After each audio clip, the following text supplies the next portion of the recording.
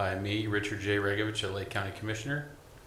This hearing is being held in accordance with HUD guidance on the development and submission of the annual action plan for the primary purpose of informing the public about funding levels for the fiscal year of 2024 and informing the public the potential applications of the permanent regulations, planning processes, and the chain and to obtain public input. The public hearing will be recorded. This hearing was publicized through the public advertisement on March 18, 2024 by email through the broad distribution list. Participants wishing to comment or ask questions in this live stream meeting may do so by email to the address David Radachy, that's DAVID RADACHY at lakecountyohio.gov. Staff of the Lake County Planning and Community Development Office will present information and is available to help field questions on the HUD fiscal year 24 planning process by email today, through phone and other means during the application period. At this time, we'll hear from Rhea. Thank you, Commissioner. Again, if anyone that's watching at home or in the office would like to submit a question, I'll repeat the email address again. It's david.radachy at lakecountyohio.gov. So we will be talking today about the Community Development Block Grant and the Home Program and the Home Art Program. The amount of the annual formula allocations have not been announced yet. However, we're expecting level funding.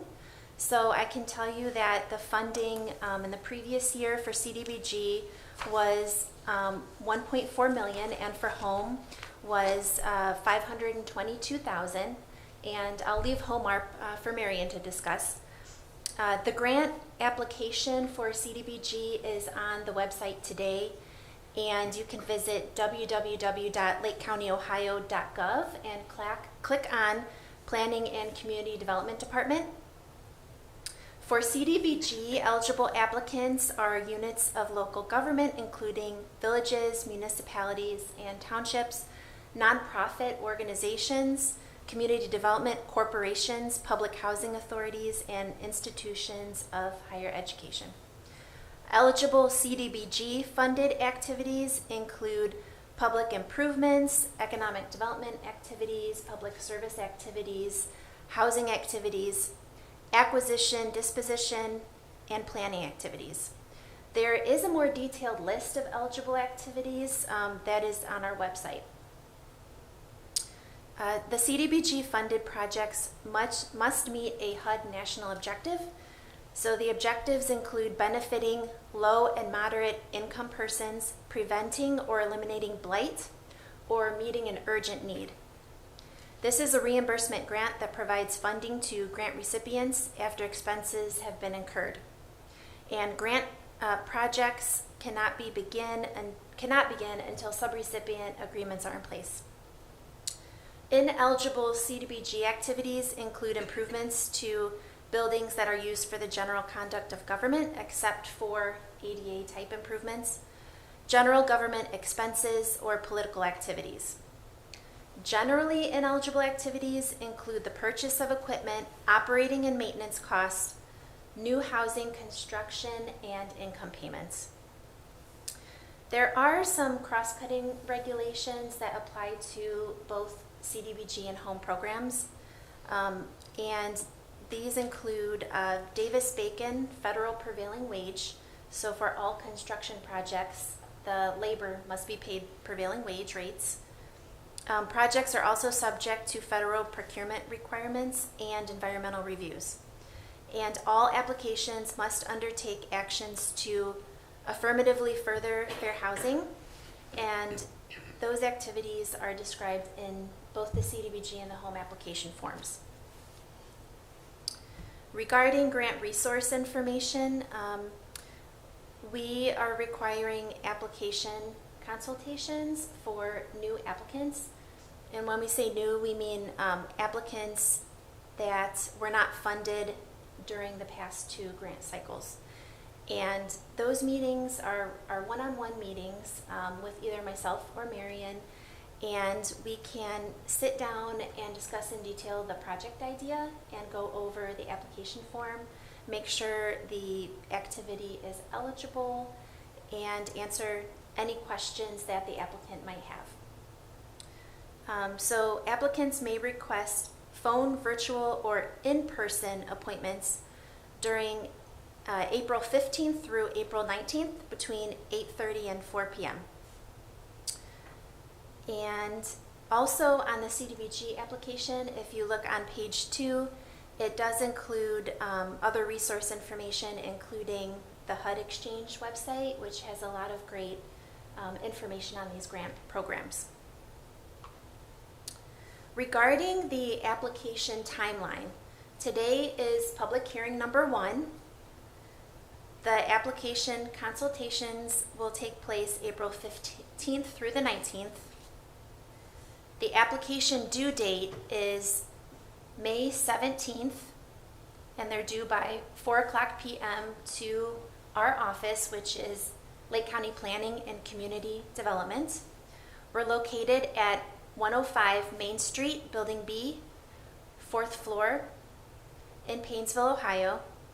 And we ask that applicants submit 1 paper copy and 1 electronic copy on a flash drive.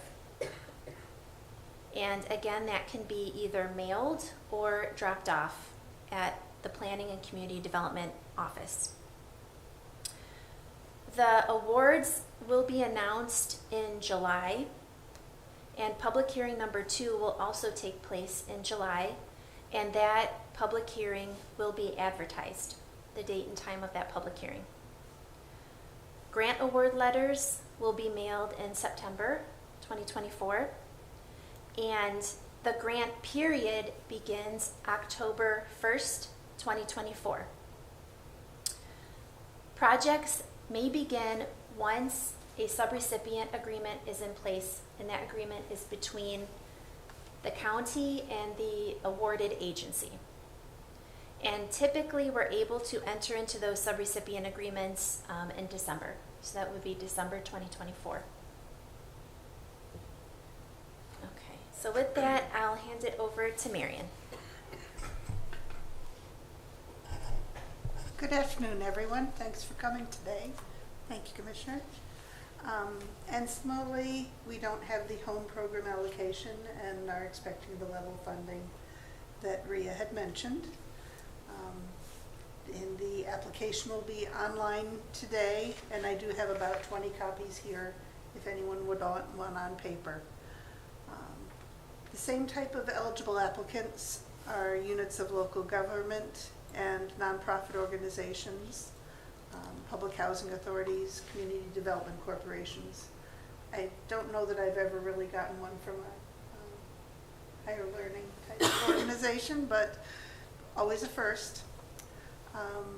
Home program has a couple of certain conditions that are required. There is a match that is actually required of a 1-to-4 ratio. There's an administration and planning allocation of 10%, and there's something called a CHODO, which is a community housing development organization, that automatically gets 15% of the allocation for a project. They also may be eligible for up to 5% of the allocation for operation costs, and that's a special type of nonprofit that has a low-income representation on their board and is a part of their mission to create affordable housing. And really, that's what the home program is all about. It's single purpose, as opposed to CDBG, is to create and preserve affordable housing opportunities for low-income households. The specific type of eligible activities include acquisition of property and/or of units, rehabilitation of same, new construction, tenant-based rental assistance, and the planning and administration of the program. Much of the same cross-cutting requirements that Rhea mentioned apply with the home program as well, including affirmatively furthering fair housing, environmental reviews, and compliance with federal procurement.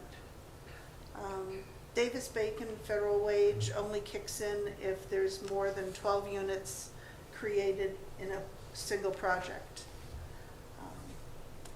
HUDexchange.info is your best friend on the internet when you're dealing with these grants. If you haven't signed up and created an ID, please do so. It's so much easier to have that as a resource for you to turn to than picking Rhea's brain and my brain until we're so tired. And our consolidated plan is available on the website as well, and you can refer to that since that establishes the goals that we're trying to meet in this 5-year period. I look forward to seeing many of you in that week of April 15th. That's about it. One thing that might impact some of those meetings if they're in person is they're going to start working on the elevator in our part of the building. So we might be meeting in alternative locations. Home ARP is it's not a new fund. We actually received it in 2021. It's about $1.6 million. It's a blending of the home program and of homeless programming is a simple way of describing it. There is a home ARP allocation plan that was created over the past couple of years. It is available online. Qualifying activities include the preservation and production of affordable housing, acquisition and development of non-congregate shelters, so that would be the non-dorm style type of housing, tenant-based rental assistance again, and housing-related supportive services. In the materials that we have online, there's a lot of quick links to refer to the very specific, more homeless-oriented citations of the regulations that you'd want to tap into. Rather than having just a general low-income benefit, they have specific qualifying populations where these funds may be used. It's persons or households experiencing homelessness, those at risk of homelessness, those fleeing domestic violence, dating violence, sexual assault, stalking, or human or labor trafficking, and then other populations with a high risk of housing instability. So the activities really need to hone down how those qualifying populations will benefit. Similarly, that application is available online. Because of the complexity and the newness of the rules of this, that application won't be due until mid-July. And we have time to talk about it. And I encourage anyone seeking these funds to sit down and meet with me and to collaborate with other entities that have the same type of mission. I will be posting more things on our website, quick links to the materials that HUD has developed over the past couple of years to make this complicated program a little bit more user-friendly. That's all I have for you today. Okay, thank you, Rhea and Miriam. Again, participants wishing to comment or ask questions in this live stream meeting may do so by email to the address david.radachy, that's david.radachy @lakecounty.ohio.gov. Audience members wishing to comment on the planning process for fiscal year 24 annual action plan are invited to speak at this time, or an agent may speak on their behalf. After stating their full name, address, use clear and distinct voices for the record, the board requests each person to speak only once unless adding statement for the record not previously made. Does anybody in the audience like to speak at this time? None being seen. Additional written comments and questions may be addressed to Mr. David Radachy, that's DAVID-RADACHY, Director of Lake County Planning and Community Development Office, 105 Main Street, B401, Painesville, Ohio 44077. Again, that's Mr. David Radachy, 105 Main Street, B401, Painesville, Ohio 44077.